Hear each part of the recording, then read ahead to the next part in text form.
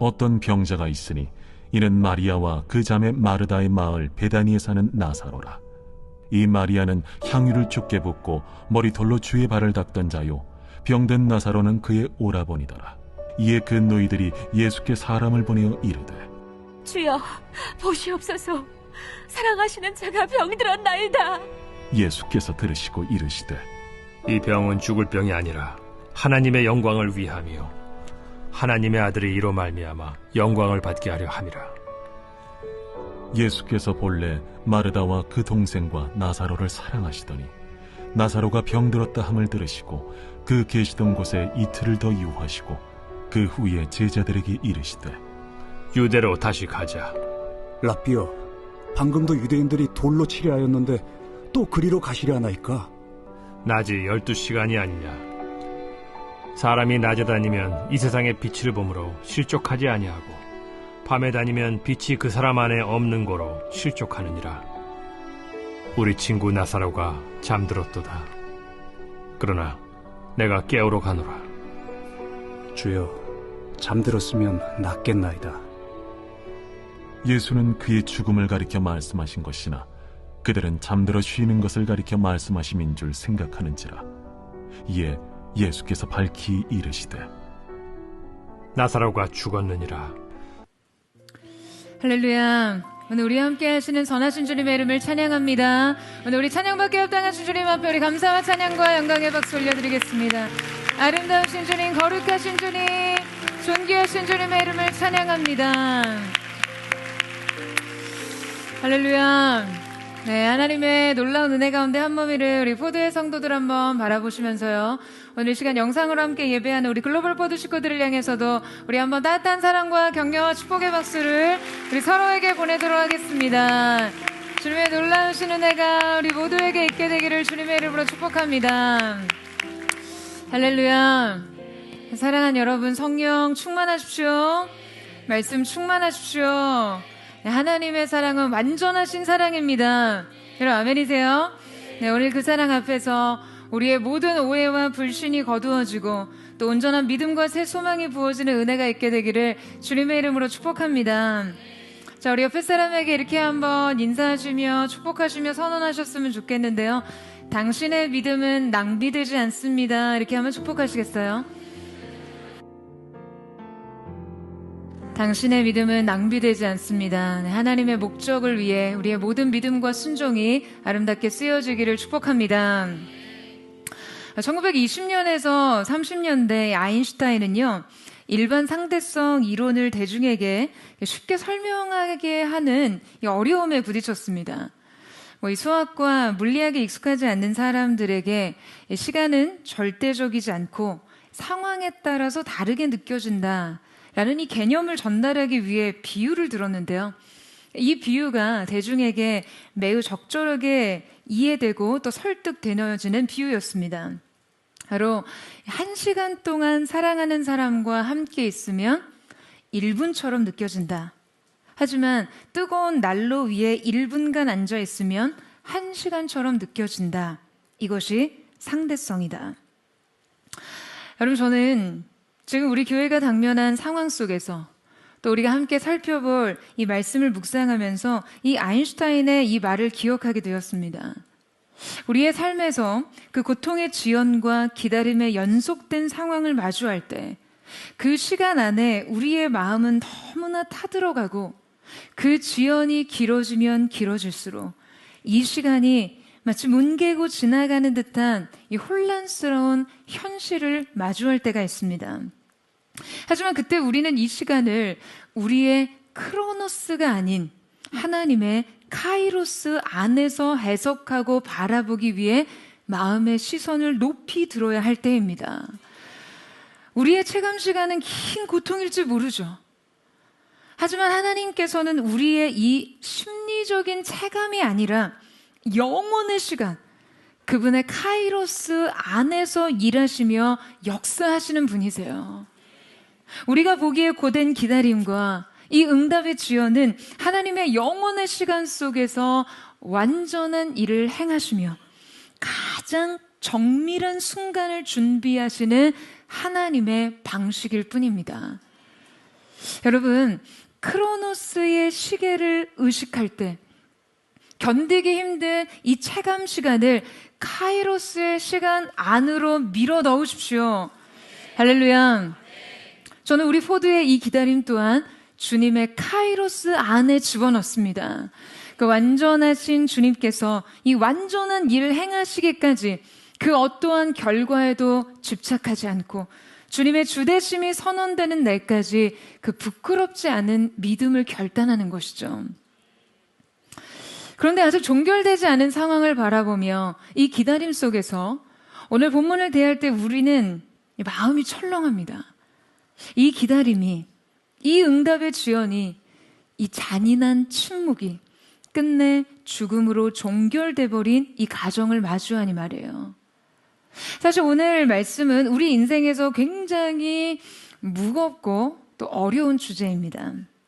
고통의 시간, 계속되는 하나님의 침묵과 지연되는 응답이란 이 우리의 신앙을 위협하는 아주 결정적인 문제이죠. 많은 사람들이 이 침묵과 지연을 견디는 동안 믿음의 자리를 이탈하고 또 하나님의 사랑에 대한 의심에 빠지곤 합니다. 여러분, 가장 간절한 순간의 침묵이란 얼마나 잔인한 것입니까? 가장 긴급한 순간의 그 응답의 지연이란 얼마나 고통스러운 것이에요.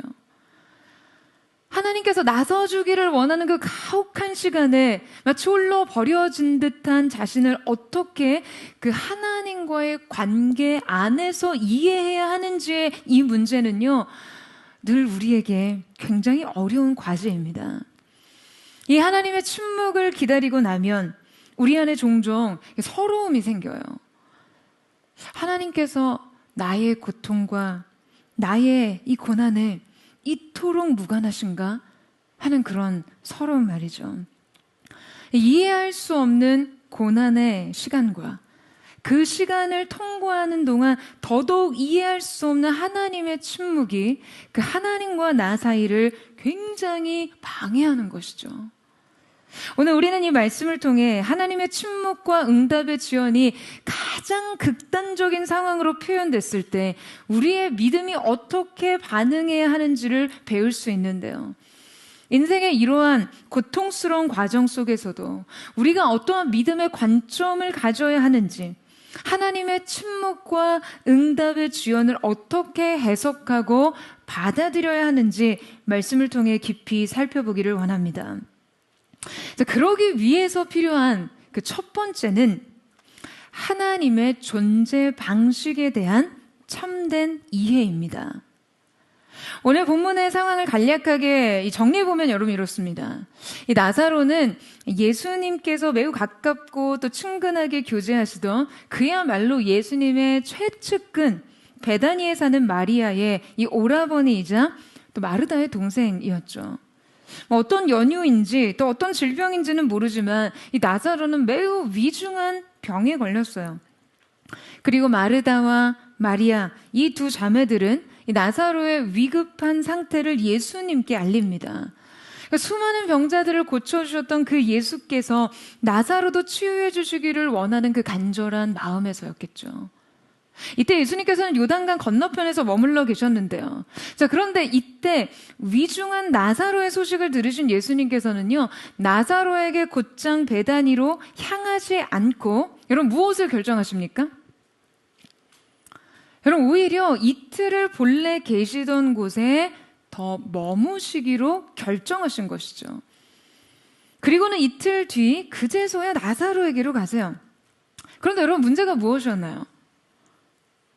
그때는 이미 나사로가 죽은 후였다는 거예요.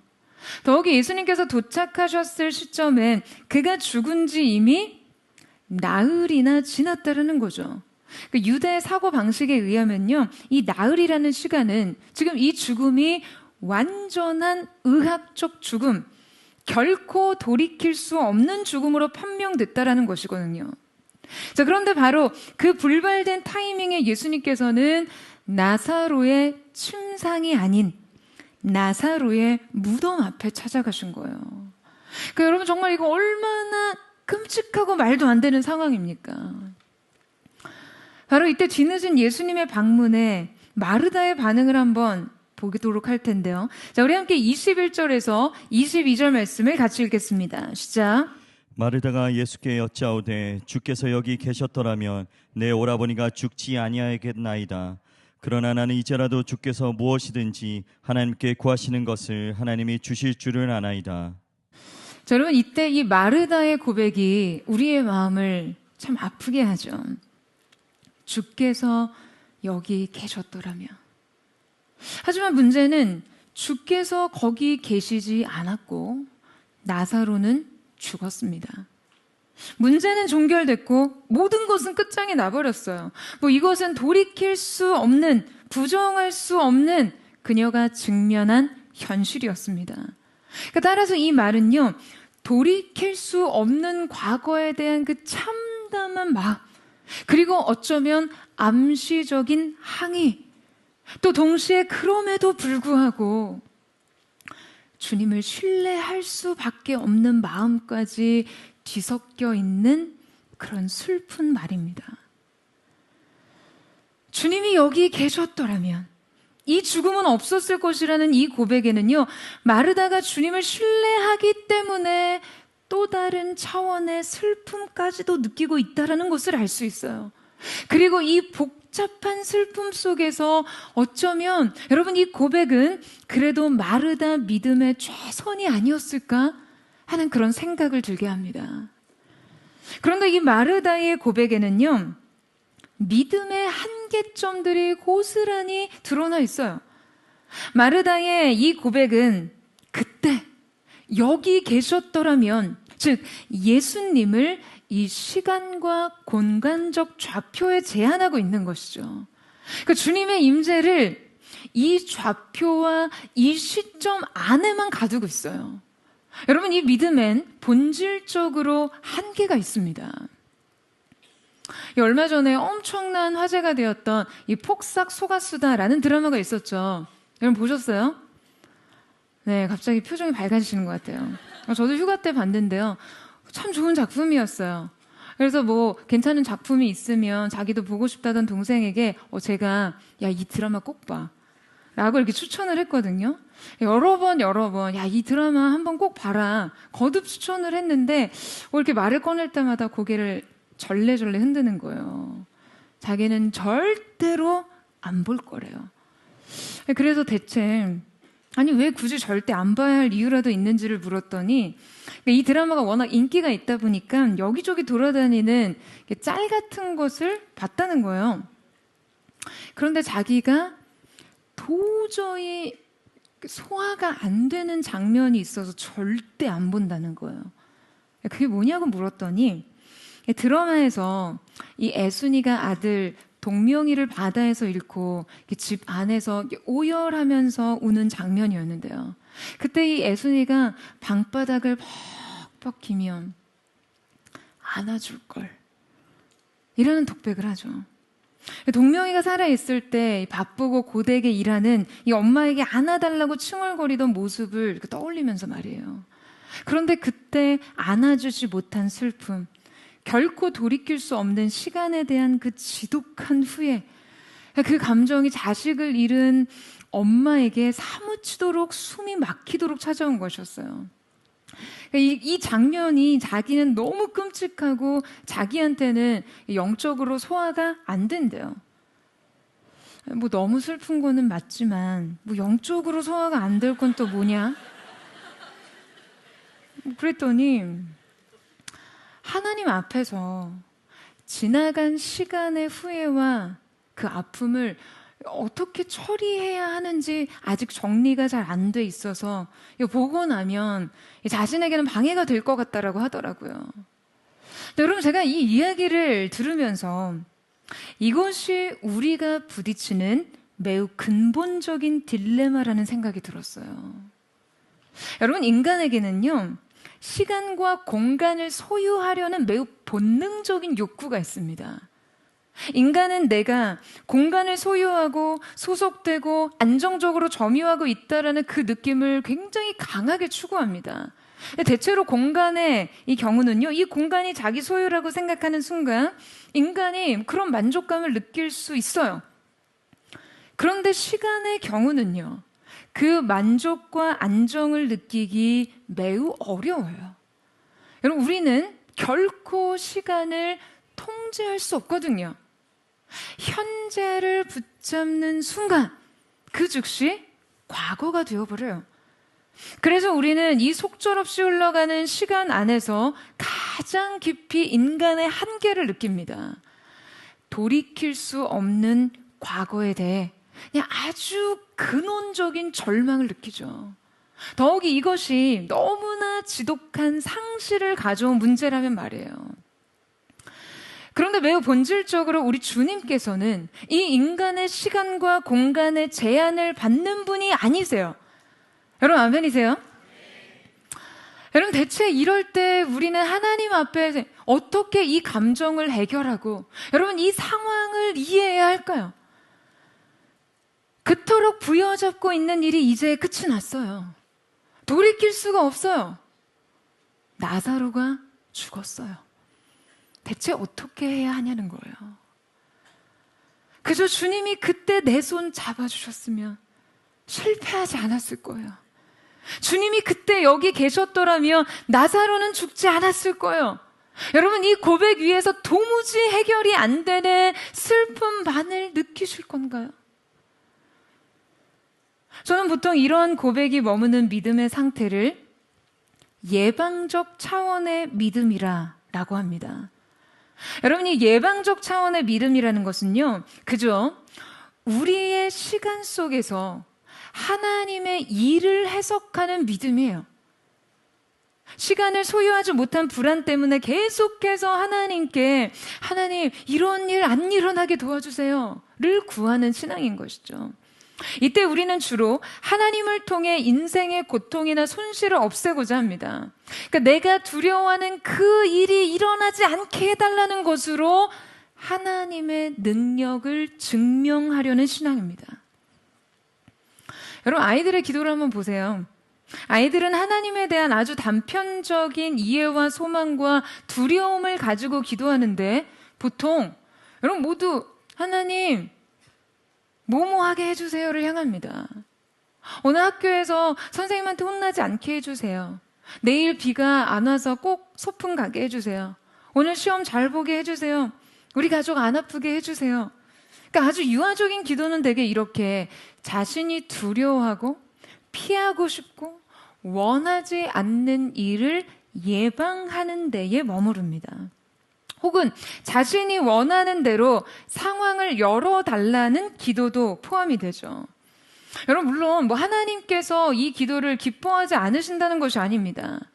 하나님께서는 우리의 삶이 이 앞선 기도를 통해 여러분 은혜를 예비하기를 원하세요. 은혜로 예비되기를 원하세요. 하지만 우리의 믿음이 지나치게 이 예방적 차원에만 머무르는 것은요, 하나님에 대한 이해의 한계를 드러내고 있는 것이죠. 그러니까 이 믿음 안에서 그저 우리의 프레임, 우리의 관점, 우리의 본능, 우리의 두려움 안에서 주님을 이해하고 해석한다면 여러분, 우리의 믿음은 너무나 허약한 것이에요. 이 믿음은 너무 작고 약하고 부실해요. 그래서 내 존재가 조금만 흔들리고 상황이 조금만 어렵고 기다림이 조금만 길어져도 여러분 우리는요 곧장 믿음의 실패에 빠집니다. 무엇보다 인생의 한계에 갇혀서 주님을 볼 수가 없어요. 여러분, 이 예방적 차원의 믿음은요 대부분 우리의 두려움에 근거하고 있습니다. 우리가 두려워하는 일이 일어나지 않게 해달라는 간구요. 그러니까 나의 두려움과 불안에 근거해서 이런저런 일이 일어나지 않게 해달라는 간절한 청원이죠. 여러분, 하지만 이 믿음은 자연스럽게 하나님의 응답의 방법과 시간을 재촉하게 되고요. 그것이 거절되었을 때 우리는 엄청난 믿음의 혼란을 경험하게 됩니다. 이때 하나님의 능력은 증명되지 못한 것이고 나는 거절되었다라고 이해하기 때문이에요.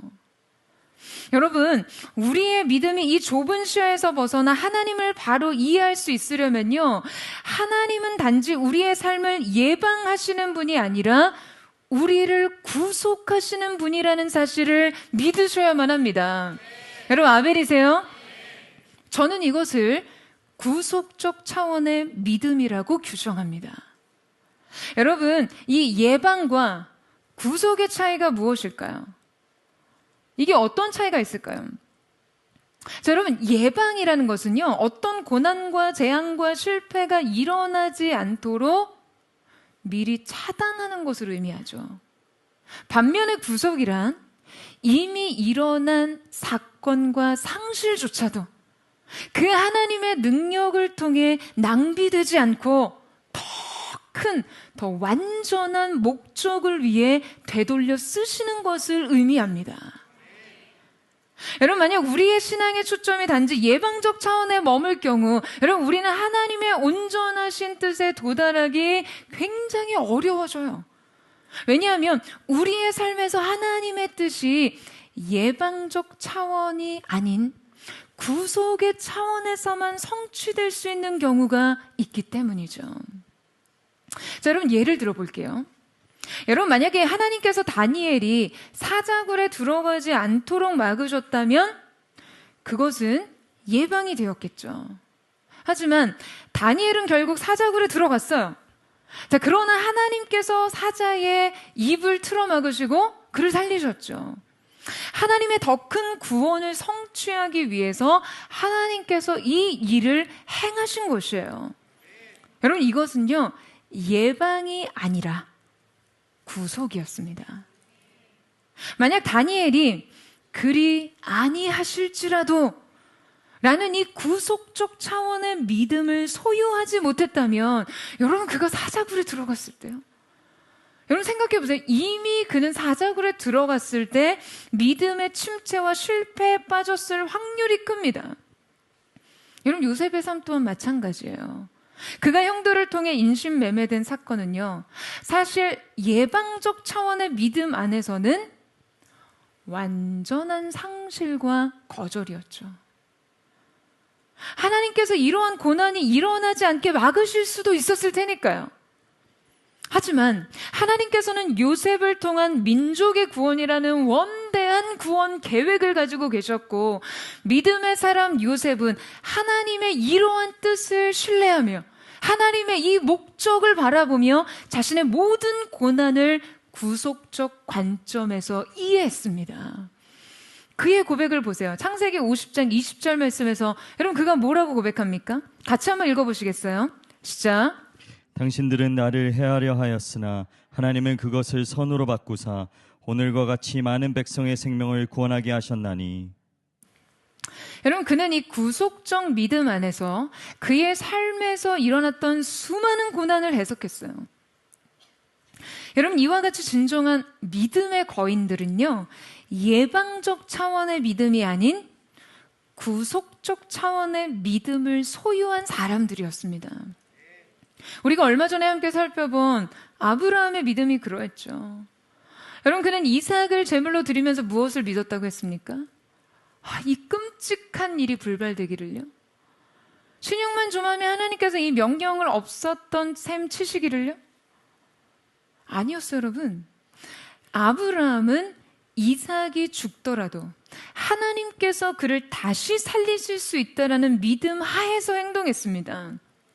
이 믿음은 단지 두려움에 근거한 예방적 차원의 믿음이 아니라 언제, 어떠한 상황 속에서도 조금도 제한받지 않는 그 하나님에 대한 구속적 믿음의 고백이었어요. 여러분, 이 믿음 위에서 그는 하나님이 기뻐하실 만한, 기념하실 만한 믿음을 드릴 수 있었던 것이에요. 여러분, 우리의 삶에서도요, 우리의 삶이 단지 고통 회피의 차원에 머물지 않고 그 하나님의 온전하신 뜻과 경륜이 성취되기를 소망한다면 우리의 믿음 또한 단지 예방적 차원의 믿음이 아닌 구속적 차원의 믿음으로 확장되고 성장해야 합니다. 할렐루야. 여러분 아멘이세요? 그러니까 단지 내 삶에 어떠한 미래가 있을지, 어떠한 결과에 직면할지에 대한 두려움 안에서 그냥 전전긍긍하는 그런 믿음이 아닌 더 깊은 차원의 믿음.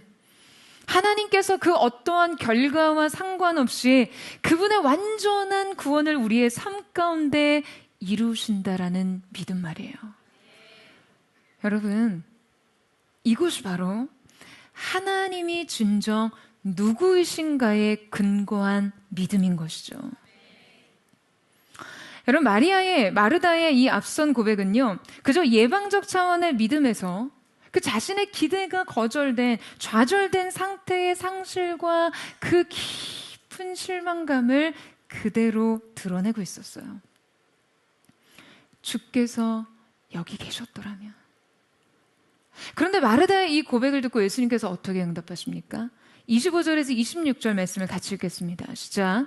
예수께서 이르시되 나는 부활이요 생명이니 나를 믿는 자는 죽어도 살겠고 무릇 살아서 나를 믿는 자는 영원히 죽지 아니하리니 이것을 내가 믿느냐.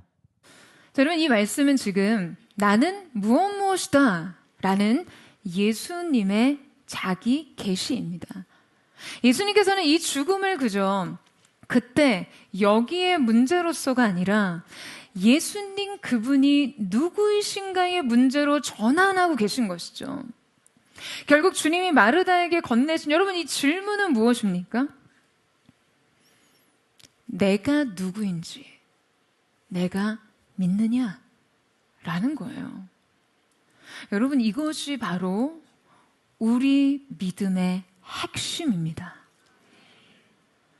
주님은 우리의 믿음이 좌절된 순간, 무덤이 닫히고 나흘이 지난 순간, 더 이상 희망이 없고 절망뿐이라고 느껴지는 순간 우리에게 다가오셔서 질문하세요. 내가 누구인지 내가 믿느냐?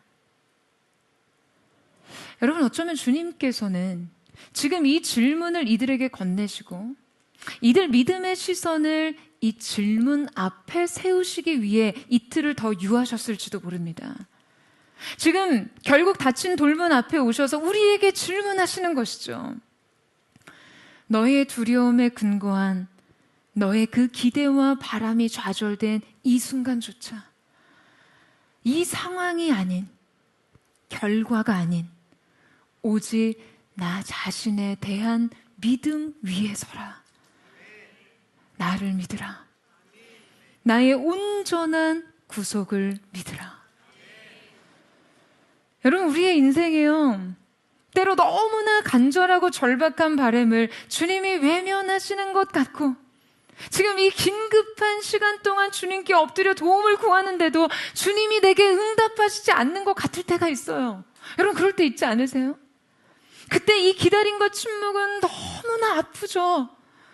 더욱이 실패와 상실이 최종적으로 선언된 그 자리에 서면요 믿음의 극심한 혼란이 찾아옵니다.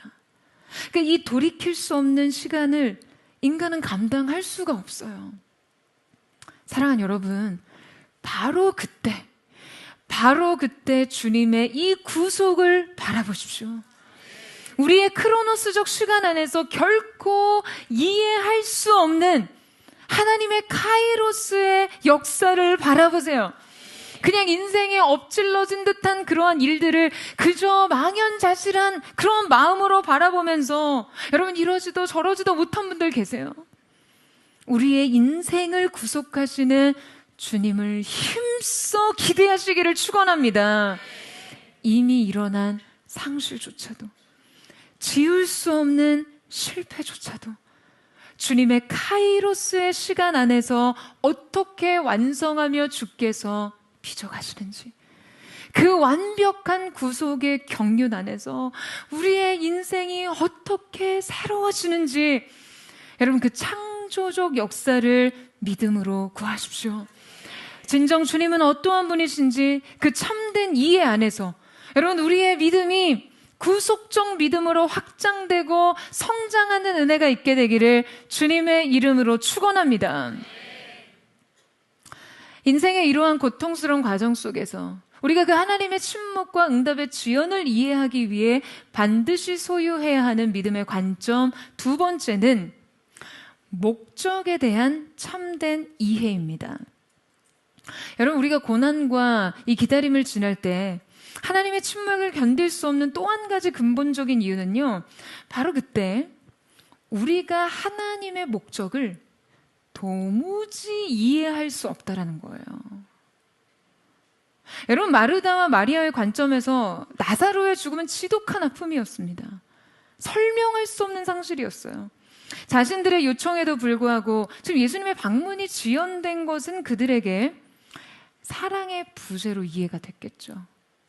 하지만 정작 예수님께서 나사로의 죽음을 바라보시는 관점은 그들의 이해와는 매우 달랐습니다.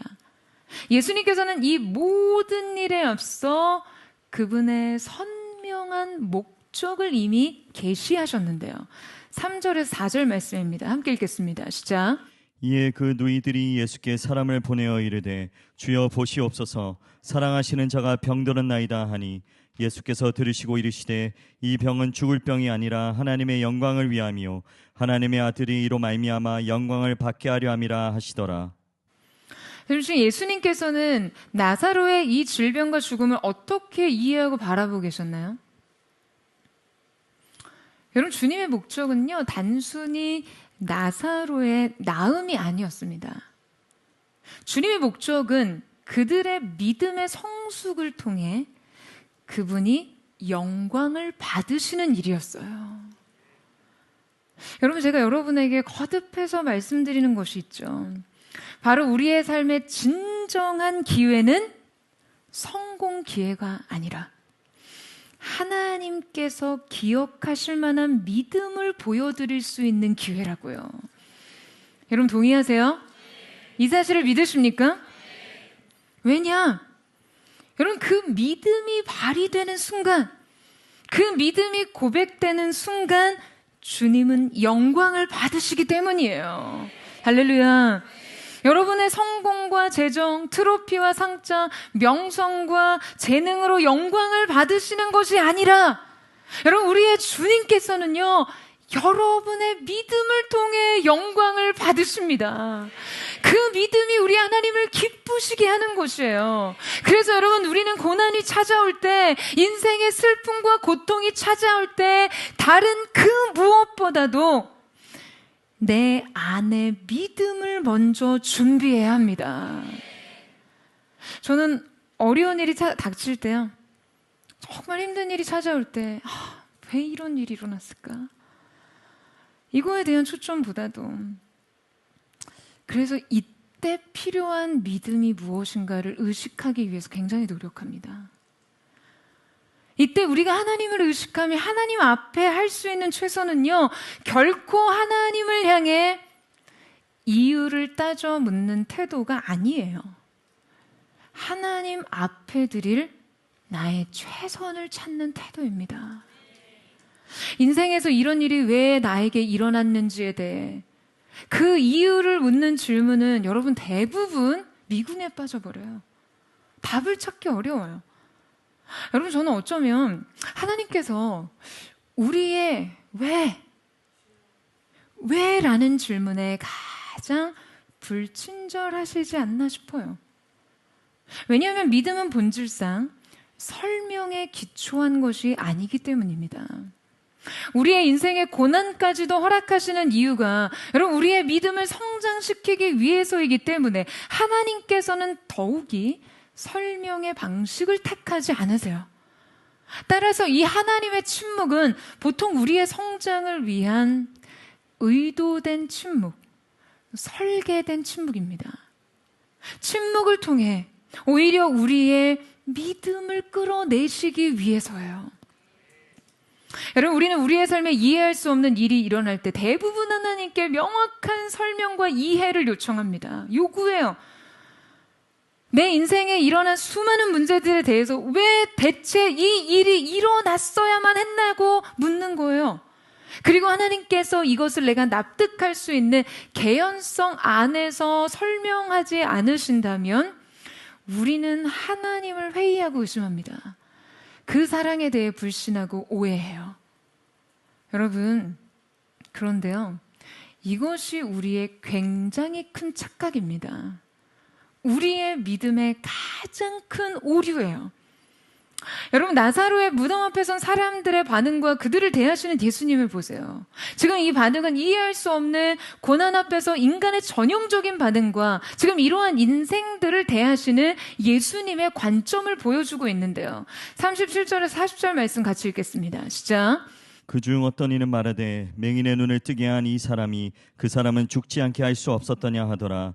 이에 예수께서 다시 속으로 비통히 여기시며 무덤에 가시니 무덤이 구리라 돌로 막았거늘 예수께서 이르시되 돌을 옮겨 놓으라 하시니 그 죽은 자의 누이 마르다가 이르되 주여 죽은 지가 나흘이 되었음에 벌써 냄새가 나나이다. 예수께서 이르시되 내 말이 내가 믿으면 하나님의 영광을 보리라 하지 아니하였느냐 하시니.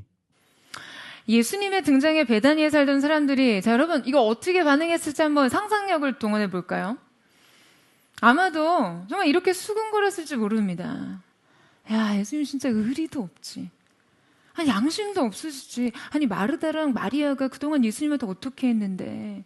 아니, 사람이 제일 힘들 때 옆에 있어주는 게 도리 아니야? 아니, 그렇게 간절하게 손 내밀 때 모른 척하고 지금 뒤늦게 이제서야 나타나실 수 있나? 왜? 어째서? 대체 이 죽음을 막을 수 없었다는 거야? 여러분, 인간의 도덕, 윤리, 인류의 이성과 양심으로는요, 예수님의 이 늦은 도착은 너무나 이해할 수 없는 것이었습니다. 그런데 대체 우리가 이것을 어떻게 믿음의 영역에서 이해해야 되나요? 이해할 수 없는 이 상황에서 인간은 언제나 이유를 따져 묻고 질문을 던지죠. 인간은 늘 주님께 설명을 요구합니다. 그리고 그 고난 앞에서 납득할 수 있는 설명을 얻지 못하면 하나님 신뢰할 수 없다. 하나님 날 사랑하지 않는다. 라고 여기죠. 그렇다면 이러한 인생들을 향해 주님은 여러분 어떻게 반응하십니까? 얘들아, 다 이유가 있다. 내 얘기 좀 들어봐. 라고 하세요? 아니요, 여러분. 주님은 명령하십니다. 돌을 옮겨 놓으라. 아니, 여러분, 지금 이 상황을 한번 상상해 보세요. 예수님께 설명을 요구하는 사람들에게 주님의 이 즉각적인 명령이 여러분 얼마나 동문서답입니까? 게다가 돌을 굴리라니요. 어느 돌이요? 설마 나사로의 무덤 말입니까? 지금 이 상황을 지켜보던 마르다가 예수님을 타이르듯 이야기를 하죠. 주님, 아직 상황 파악이 잘 안 되신 것 같은데 지금 그는 죽은 지 나흘이나 되었고 심지어 이렇게 냄새가 나지 않습니까? 오히려 그녀가 예수님께 이 상황을 친절하게 설명하기에 이릅니다. 여러분, 바로 여기에 우리의 믿음을 이해하는 해답이 있어요. 여러분, 주님은 우리에게 설명하시지 않습니다. 납득할 만한 설명을 요구하는 우리에게 주님께서 요구하시는 것은 바로 순종이에요. 주님은 논리적인 해명 대신 명령으로 답하십니다. 왜냐하면 하나님의 목적은 논리적 설명 안에서 이해되는 것이 아니라 순종 안에서 체험되는 것이기 때문이에요. 여러분, 이 사실을 믿으세요? 설명을 통해 우리의 이성적인 욕구를 해소시켜 주시는 것이 아니라 순종을 통해 하나님의 능력을 체험하고 그 능력을 목격하게 하시는 것이죠. 그리고 그때 비로소 우리는 그분을 알고 그분의 목적을 이해할 수 있는 것입니다. 사랑하는 여러분, 이것이 바로 믿음의 본질이고 속성이에요. 여러분, 우리가 매 순간 우리의 눈앞에 벌어지는 그 비참한 상황들을 이기고 그 하나님의 선하시고 완전하신 목적을 여러분 통시적으로 바라볼 수 있는 안목이 있다면 여러분 얼마나 좋을까요? 그런데 이 영적인 안목은요, 결코 설명을 통해 오는 것이 아니라 주님의 명령에 순복할 때 주어지는 것입니다. 이 영적 시야는 순복을 통해서만 와요. 우리가 먼저 주님의 주대심 앞에 굴복할 때 주님은 그분의 일을 우리 가운데 계시하고 행하시는 것이죠. 그렇게 하나님께서 쉽게 이해되지 않는 시간 안에서 여러분 우리를 훈련하셔야 우리가 믿음 안에서 걸음마를 배워나가고 겨우 걸음을 떼고 또 결국 믿음으로 굳게 서는 바로 서는 법을 배우게 되는 것이에요. 사랑하는 여러분, 하나님의 뜻을 이해하기보다 신뢰하십시오. 그리고 순종하세요. 그때 우리는 우리에게 뜻하신 바 하나님의 목적을 알고 이해하게 될 줄로 믿습니다.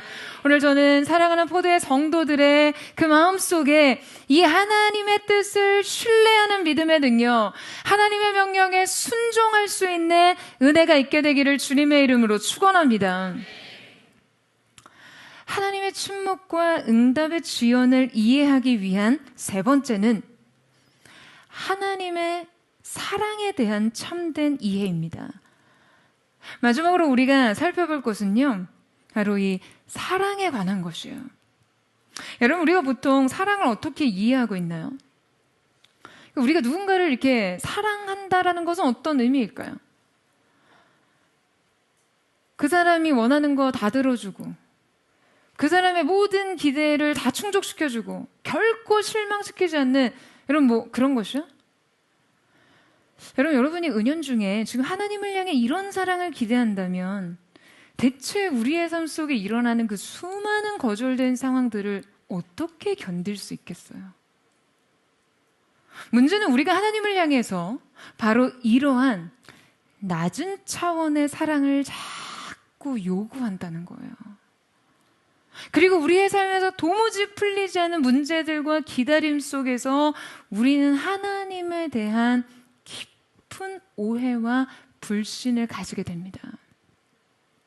오늘 우리는 나사로의 죽음이라는 깊은 상실 속에서도 주님의 사랑이 어떻게 이 사건 속에 표현되고 있는지를 살펴봐야 합니다. 5절에서 6절 말씀에 예수께서 본래 마르다와 그 동생과 나사로를 사랑하시더니 나사로가 병들었다함을 들으시고 그 계시던 곳에 이틀을 더 유하시고. 자, 여러분, 사실 오늘 이 사건이 진행되는 맥락에서요, 5절의 이 기록은 다소 어색한 언급입니다. 지금 요한복음 기자는요, 1절에서부터 4절까지 사건의 사실적인 설명과 예수님의 현실 반응에 대해서 기록하고 있거든요. 보세요, 한번. 자, 그런데 갑작스럽게 5절에서 이 기록을 하고 있어요. 예수께서 본래 그들을 사랑하시더니. 저는 성경의 이 5절의 기록을 통해 오늘 요한복음 11장의 나사로의 죽음에 대한 이 말씀을 어떻게 이해하고 해석해야 하는지 그 단서를 제공하고 있다고 생각합니다. 자, 여러분, 이 사건을 무엇을 통해 읽으라는 거예요? 사랑을 통해서 보라는 거죠. 뿐만 아니라 지금 말씀에서 5절에 사랑하시더니와 6절에 머무셨다라는 이 두 가지 동사는요, 헬라어 운이라는 접속사로 연결되어 있습니다. 이 접속사의 의미는 그러므로예요. 그러니까 지금 이 연결은 사랑하셨기 때문에 머무셨다 라는 의미로 두 동사를 연결시킨다는 거예요. 그러니까 지금 이 이야기의 핵심이 지금 어떻게 형성되고 있습니까? 사랑이 지연을, 지연은 영광을 향해 있어요. 말하자면 지연은 사랑의 결핍이 아니라 사랑의 방식이었다라는 것이죠. 여러분, 성경의 이 의도적인 기록은요, 곧장 뒤이어 등장하는 사람들의 질문과 매우 대조적인 관점을 우리에게 제시하고 있음을 알 수 있어요. 사랑한다면서 왜 안 오셨냐라는 무덤 앞에 사람들의 질문 말이에요. 그런데 애초에 이 일은 사랑하기 때문에 사랑하기 때문에 가지 않았다는 거예요. 여러분, 그렇다면 우리는 이 지연을 어떻게 사랑의 방법 안에서 이해해야 합니까? 요한복음의 기자는요, 이때 예수님께서 나사로의 긴급한 소식을 듣고도 이틀을 더 머무셨다라고 기록할 때 머무셨다라는 동사를 메노라는 헬라어를 사용하며 기록하고 있습니다. 신학자 제리 게멜은요, 이때 이 말을 단지 이틀 더 머무셨다 혹은 지체하셨다가 아니라 이틀을 더 견디셨다라고 해석하고 있어요. 그러니까 예수님께서 당장이라도 나사로에게 가기 원하는 마음으로 이 이틀의 시간을 견디셨다는 거죠. 자녀의 간절하고 절박한 그 손을 바로 잡아주기 원하는 그 부모, 아버지의 마음, 그 사랑의 마음을 절제하고 견디시며 이 이틀의 유예가 우리의 믿음과 구원에 더 유익할 거라는 그 절대적인 뜻 아래서 끝까지 견디신 거예요. 여러분, 이 침묵과 기다림은 사랑의 방관적 태도가 아니었습니다. 적극적인 견딤이었어요. 어떤 사람들은 하나님의 사랑과 목적을 왜곡하고 삐뚤어진 자기 관점과 감정 안에서 해석하면서요, 마치 하나님께서 우리를 장기판의 돌처럼 다루신다고 생각합니다. 싸움의 승리를 위해서 그저 여기저기 그분 손에 들려지고 옮겨지고 놓여지는 장기판의 말이에요. 하나님의 목적과 사랑을 여러분 너무나 오해하는 생각이죠. 여러분, 위글렌 이 몰트만이라고 하는 유명한 조직신학자는요, 못 박힌 하나님이라는 그의 저서에서 십자가를 하나님의 자기 억제라는 개념으로 설명합니다.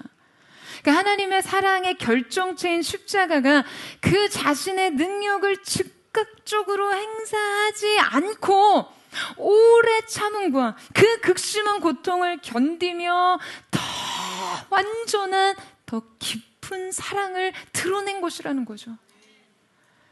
예수님께서 나사로에게 곧장 가시지 않고 여러분 이틀을 더 유하신 이 사랑도 바로 자기 억제를 통해서 이해할 수 있어요.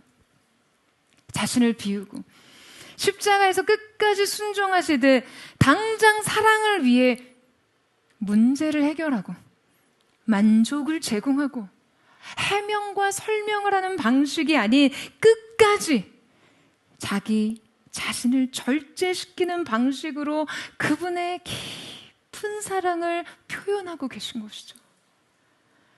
따라서 우리는 주님의 침묵을 사랑의 부재가 아닌 쉽게 헤아릴 수 없는 사랑의 깊이로 해석해야 하는 것이죠. 여러분, 무엇보다도 우리가 기억해야 할 것이 있습니다. 여러분, 나사로의 부활의 사건은요, 단순히 한 개인에게 베풀어준 이 기적의 사건에 그치지 않았습니다. 당시 이 일은 주님의 죽음을 불러온 사건이었어요. 나사로의 부활은요, 군중의 관심을 폭발적으로 예수님께 집중시켰고 유대 종교 지도자들을 자극해서 지금 예수님의 십자가 처형을 결의하는 직접적인 동인이 되었거든요. 그러니까 주님께서 지금 의도적으로 자신을 지체하시고 이 응답을 지연시키신 후 죽음 이후에 나사로를 다시 살리신 것은요, 결국에 지금 나사로의 생명을 담보로 자신을 죽음으로 몰고 가게 한 결정적 행동이 되었다는 거예요. 그러니까 이 사건은 명백히 죽음과 생명이 교환된 사건이었어요. 여러분, 우리의 삶에서 도무지 사랑으로 해석될 수 없는 수많은 사건들이 빈번하게 일어납니다. 하나님이 살아계신다면, 하나님이 사랑이시라면 양립할 수 없고 공존할 수 없고 허용될 수 없을 것만 같은 그런 일들을 목격하면요, 우리는 이 사랑으로부터 뒤돌아섭니다. 사랑이라고 이해할 수 없기 때문에, 납득할 수 없기 때문에. 아니에요, 여러분. 주님은 사랑하시기 때문에 기다리셨습니다. 아니, 사랑하기 때문에 견디셨어요. 그리고 이 사랑 때문에 생명과 죽음을 맞바꾸셨습니다. 여러분, 나사로는 인류 중에 유일하게 2번 죽음을 맛본 사람이었어요. 저는 이 말씀 묵상하면서 그런 생각이 들더라고요. 그의 2번째 죽음은 어땠을까? 여러분 한번 생각해 보세요. 나사로의 2번째 죽음은 어땠을까요? 이미 그는 죽음을 한번 통과해 봤잖아요. 삶에서 결코 오지 않았으면 하는 그 일을 이미 통과해 본 인생인데요. 그가 2번째 죽음을 통과하는 순간에는 여러분 너무나 담담히 그런 생각을 하지 않았을까요? 주를 믿는 자는 죽어도 살겠고 영원히 죽지 아니하리라. 할렐루야. 여러분, 이 죽음은요 아무것도 아니라는 사실을 인정하고 받아들이지 않았을까요? 여러분, 주님이 우리에게 고난을 통과하게 하실 때 깊은 절망을 관통하는 영원한 소망과 생명을 주심을 믿으시기를 축원합니다. 죽음마저도 결코 끝이 아니라 과정이며 영원한 사랑과 생명의 시작이라는 사실을 믿으며 또 믿으며 주님께서 우리에게 이 고통을 우회하지 않고 통과하게 하실 때, 사랑하는 여러분, 구속의 주님을 바라며 믿음 위에 서시기를 축원합니다. 여러분, 견딜 수 없을 때도 믿으세요. 믿으라. 그리하면 하나님의 영광을 보리라. 기다림은 사랑의 결핍이 아니라, 침묵은 잔인한 방관이 아니라는 사실을요, 여러분 믿으세요. 살아가면서 겪는 우리의 수많은 실망감들, 그 수많은 실망감들을 과연 나를 향한 이 하나님의 사랑과 어떻게 조화시켜야 될지 혼란스러울 때, 여러분의 믿음의 성장을 위해 우리 주님께서 함께 견디시며 눈물 흘리신다는 사실을 기억하시기를 축원합니다. 사랑하는 여러분, 하나님께서는요 결코 우리의 고통을 목적 없이 낭비하시는 분이 아니십니다.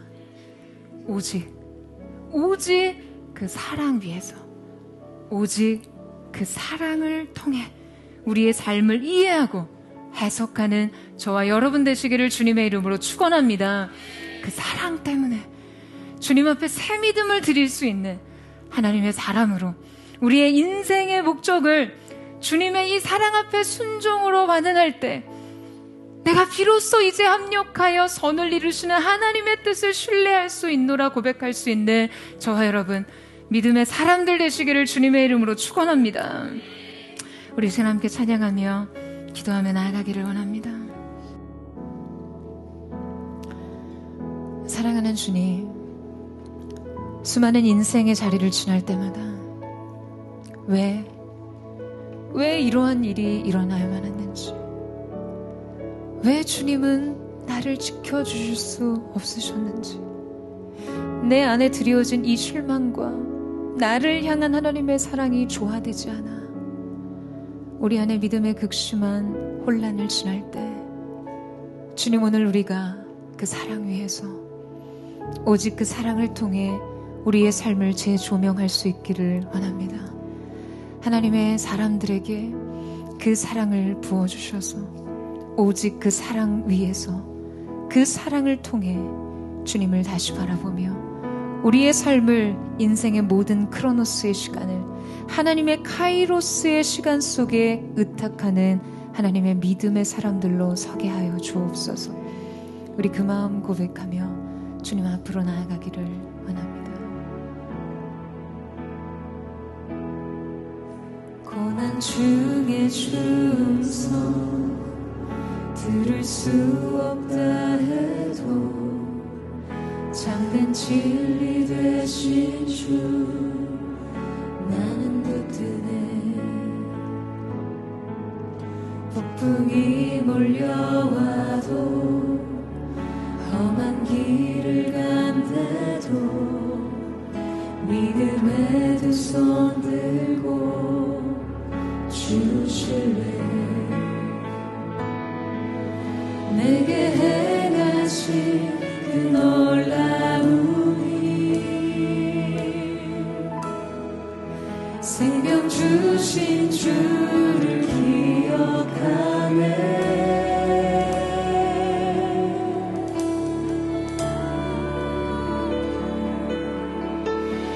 그 사랑이 내려와 날 자유케 하셨네.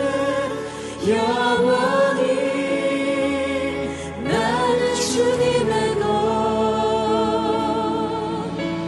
산과 골짜기에서 내 영혼 노래하네. 영원히 나는 주님의 것. 주의 약속 이루어져, 주의 약속 이루어져. 소망이 넘칠 때도 은혜로운 주소길 느낄 때도 주를 향한 갈망과 겸손한 마음으로 믿음의 두 손 들고 주 찬양해. 내게 행하신 그 놀라운 일, 생명 주신 주를 기억하네.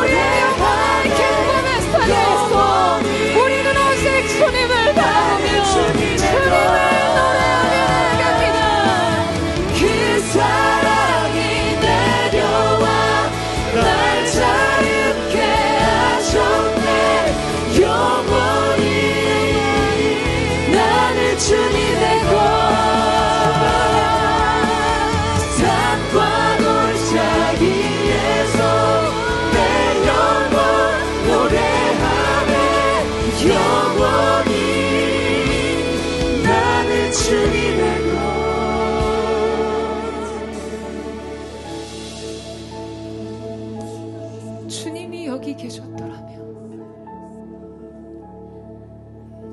주님이 내 손 잡아주셨다면, 그때 주님이 나를 조금만 도와주셨더라면 나의 삶은 달랐을 거라고요. 깊은 인생의 슬픔과 좌절과 그 어떤 것으로도 위로받을 수 없는 상실의 아픔 속에 머물러 있는, 그러나 내 마음이 고통하는 것은요, 주님을 신뢰하지 않을 수는 없어서 주님이 여기 계셨더라면 이 한마디의 외침 속에 너무나 큰 슬픔과 주님을 향한 원망과 더불어 그러나 부인할 수 없는 주님을 향한 사랑, 그 신뢰를 고백하는 뒤섞인 슬픔의 이 한마디가 여러분 우리의 인생 속에 얼마나 빈번하게 자리하고 있습니까? 그러나 주님, 오늘 이 시간 우리가 그저 우리의 인생에서 이러한 일이 일어나지 않게 해주세요. 제발 주님, 제발 주님, 이러한 일은 일어나지 않게 해주세요라는 예방적 차원의 믿음을 넘어서 그리 아니하실지라도, 주님 그리 아니하실지라도 지난 나의 상실과 아픔과 좌절과 실패와 그 모든 것마저도 완전하신 하나님의 경륜 안에서 더 큰 목적을 향해 쓰실 수 있음을 믿음으로 고백하기를 원합니다. 여러분, 오늘 우리의 믿음이 이 구속의 주님을 바라보는 믿음으로 새롭게 일어나게 되기를 축원합니다. 사랑하는 주님, 내 고통의 크로노스의 시간을 하나님의 완전한 성취의 카이로스에 가두며 믿음의 눈을 들어 주님 바라보기를 원합니다. 믿음의 눈을 들어 주를 바라보기를 원합니다. 사랑하는 자, 그때로 부름받은 모든 자에게 합력하여 손이 되게 하실 것이라는 주님의 구속의 역사를 우리 모두가 목도하게 하여 주시옵소서. 우리 그 구속적 믿음을 우리에게 부어주실 주님 바라보며 주의 한번 부르짖고 기도하겠습니다.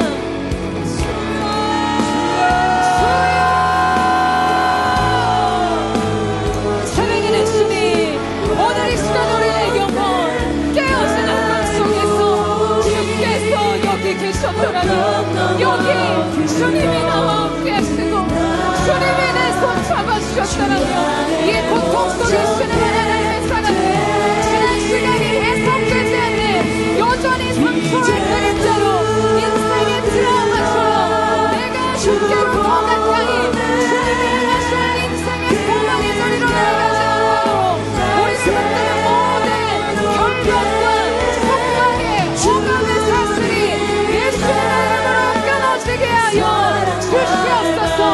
믿음의 눈을 듭니다. 주님, 카이로스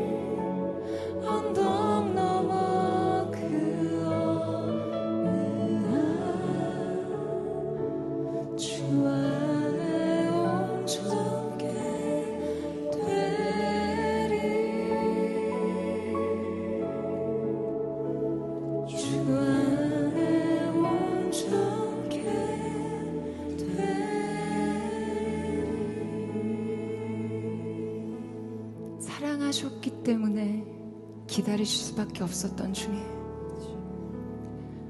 오늘 우리가 그 견디시는 사랑, 오직 그 사랑 위에서 그 사랑을 통해 우리의 삶을 바라보며 해석하고 이해할 수 있기를 원합니다. 사랑하는 여러분, 여러분의 인생 속에 수없이 hir문하며 질문되었던 왜 이런 일이 일어났어야 했나요? 하나님의 설명과 이해를 요구하는 그 요구 앞에서 우리 주님은 결코 설명하지 않으십니다. 우리 주님은 명령하세요. 돌을 옮겨 놓으라. 사랑하는 여러분, 오늘 하나님의 이 명령 앞에 우리가 순종하며 나아갈 때 우리가 이해할 수 없었던 그 하나님의 위대한 구원의 목적과 구속의 경륜을 깨달아 아는 은혜가 있을 줄로 믿습니다. 그 돌을 옮겨 놓으라. 여러분 안에 있는 불신의 돌을 옮기세요. 두려움의 돌을 옮기세요. 수치의 돌을 옮기십시오. 끝없는 상처와 인생 트라우마로 꽁꽁 묻어졌었던 여러분의 영혼 앞에 있는 그 돌을 옮겨놓는 은혜가 있기를 주님의 이름으로 축원합니다. 믿으라. 그리하면 하나님의 영광을 보리라. 여러분 아멘이세요? 믿으라. 그리하면 하나님의 영광을 보리라. 나사로야 나오너라.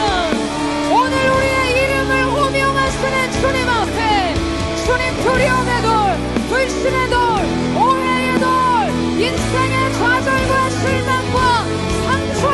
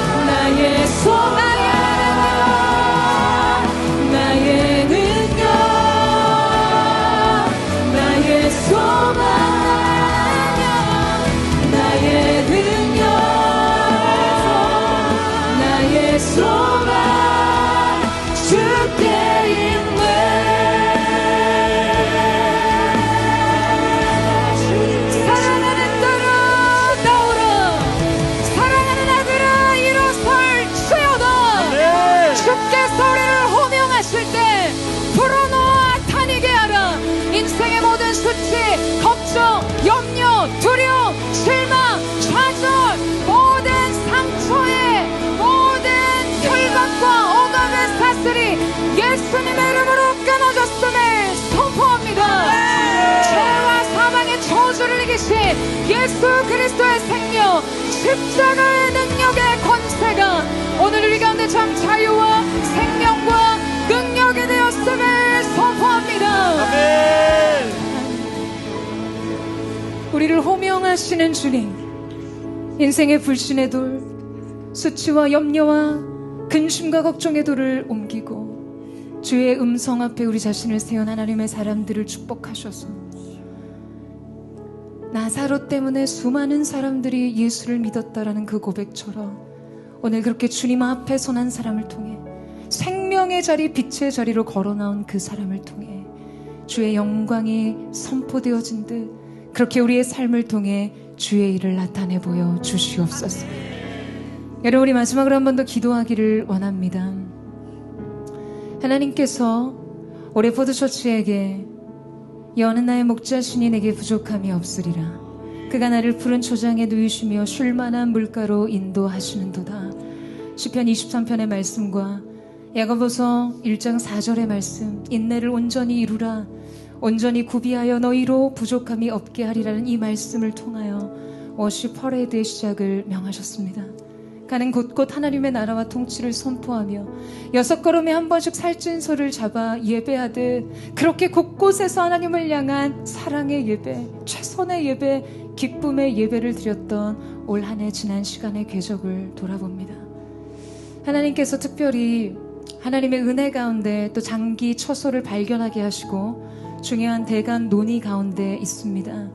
정말 실로 하나님께서 약속하셨듯 그 땅은 푸른 초장이요 쉴만한 물가가 있는 아름다운 땅입니다.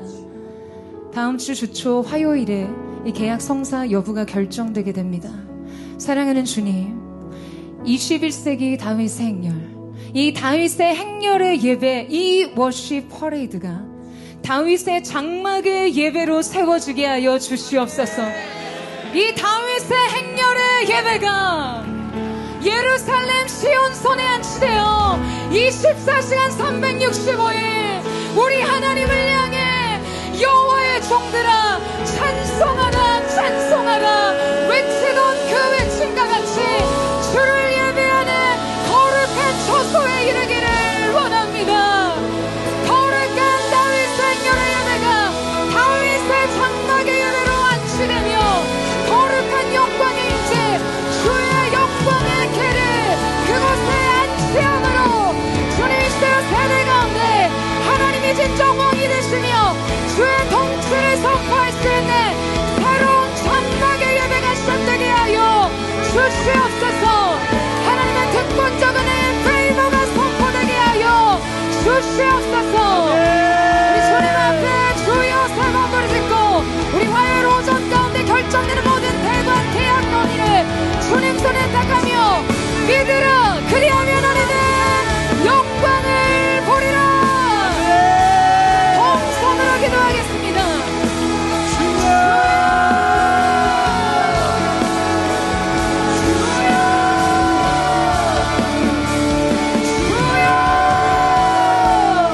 주님이 21세기 다윗의 행렬 워십 퍼레이드로 곳곳에 주님 부르신 그곳에 땅을 밟으며 주의 통치와 영광을 선포하게 하신 하나님을 찬양합니다. 이제 이 다윗의 행렬의 예배가 예루살렘 수용산에 세워진 다윗의 장막의 예배로 세워지게 하여 주시옵소서.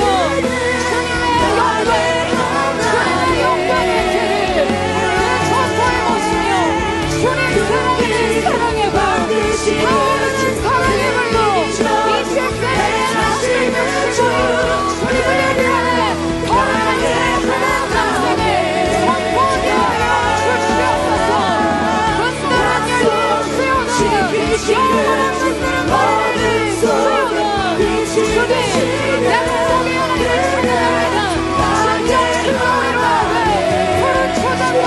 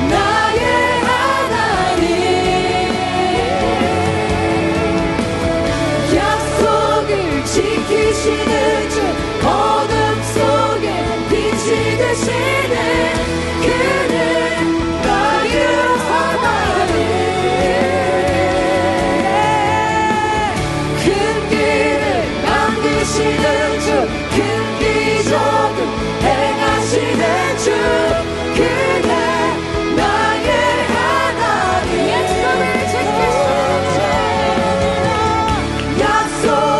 지키시는 주 어둠 속에 빛이 되시네 그대 나의 하나님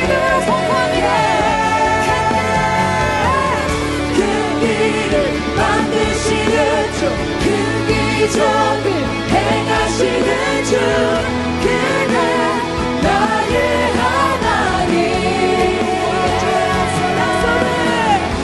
약속을 지키시는 주 어둠 속에 빛이 되시네 그대 나의 하나님 나의 하나님 나의 하나님 선하신 나의 하나님 나의 하나님 우리 주님의 하나님이십니다 그 하나님을 선포하며 나의 하나님 나의 하나님 나의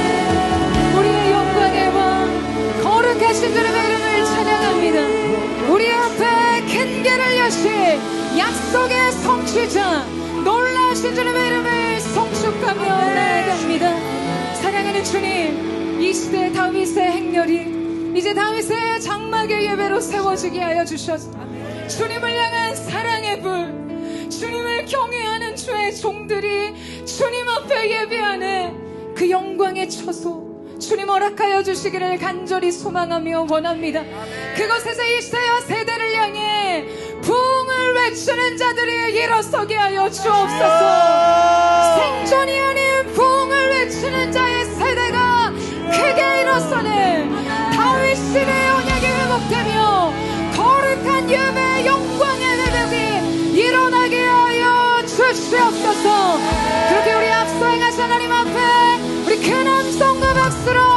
우리 앞서 감사와 찬양을 주님께 올려드리며 나아가겠습니다